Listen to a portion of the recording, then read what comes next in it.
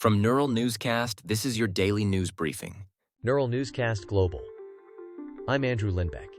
Today is November 2nd, 2025. On this day in 1947, the Spruce Goose, Howard Hughes's massive wooden flying boat, made its one and only flight, a brief but famous moment in aviation history. Ethan Wells is tracking breaking developments in the UK. You are listening to NNC, Neural Newscast.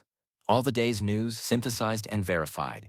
Visit our archive for past episodes at neuralnewscast.com. Here's the latest from British authorities. In world news,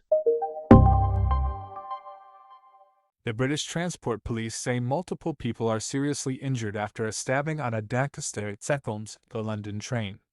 Officers detained a suspect and secured the scene, according to the Associated Press. Counter-terrorism policing says it is too early to assess motive and the incident is not designated terror-related at this stage. National Rail reports service disruptions on the route while investigators work. Health officials say nearby hospitals are treating victims and urge the public to avoid the area.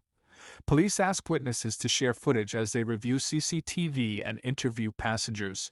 Authorities say further updates will come later today.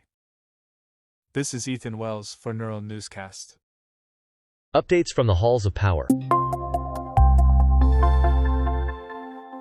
The UK government announces a £9 billion plan to renovate military housing and upgrade barracks, according to the Ministry of Defence. BBC News reports campaigners criticise timelines and oversight, while ministers say work will prioritise the worst conditions. Now, let's cover scientific developments. According to a study published in Nature Photonics, researchers generate both even and odd terahertz frequencies from tailored light pulses, a step scientists say could enable faster wireless links and new spectroscopy tools. For a health update, here's what's new.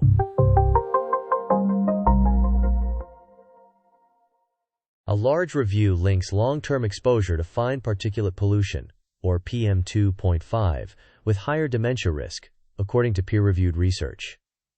The World Health Organization says lowering air pollution reduces disease burden, environmental challenges, and solutions ahead. According to the Forest Stewardship Council and the Sustainable Forestry Initiative, choosing FSC or SFI certified products supports audited forest management. Experts advise checking labels and chain of custody numbers. Stories from the world of arts and culture. Sports Interactive says Football Manager now includes women's teams for the first time, a move developers and analysts say could boost visibility of the women's game. Here's Lydia Holmes with more. Football Manager finally adds women's teams after 20 years, and fans jump straight in. Sports Interactive says the update lets players manage top women's clubs, with full stats, transfers, and tactics. The rollout comes after delays and cancellations, the developer confirms. Players test rivalries, youth academies, and continental tournaments. Early reviews from gaming outlets say it feels like the full Football Manager experience, as squads, injuries, and scouting get comparable depth. This is Lydia Holmes for Neural Newscast. A look at jobs, markets, and money. The U.S. Federal Trade Commission and the Better Business Bureau warn about ghost job postings, fake listings used to harvest data. They advise verifying company domains, avoiding upfront payments, and applying through trusted portals. Across continents, here's what's happening.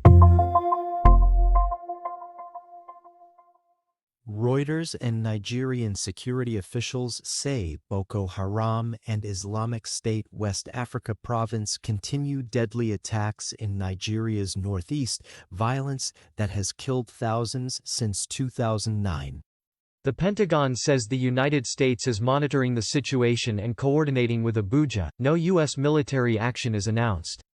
Analysts at the International Crisis Group warn any foreign deployment could complicate humanitarian access.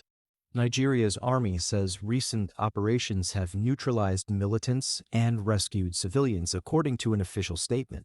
Human rights groups note Muslims and Christians alike suffer in the conflict. Diplomats are urging tighter regional cooperation around the Lake Chad Basin. This is Thomas Golding for Neural Newscast.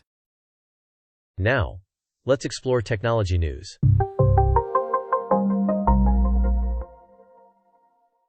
The White House says China's easing of some chip export curbs could stabilize automotive supply chains in 2025, Reuters reports.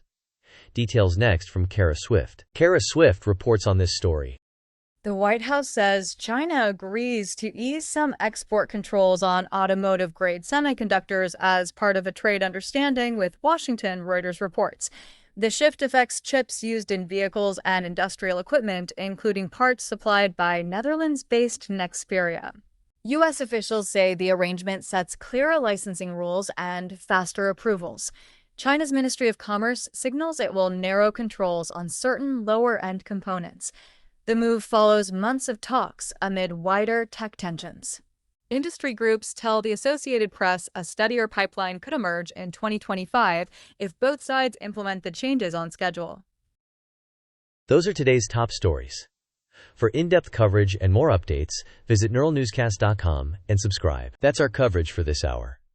For in-depth analysis and the latest headlines, head to neuralnewscast.com and subscribe wherever you get your podcasts. I'm Andrew Lindbeck, signing off.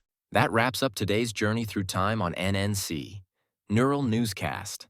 Discover more stories and daily news episodes at our website, nnewscast.com. Neural Newscast blends real and AI-generated voices for fast, high-quality production. All content is AI-generated with human oversight, including fact-checking and review. While we aim for accuracy and neutrality, errors may occur. Verify critical details from trusted sources. Learn more at nnewscast.com.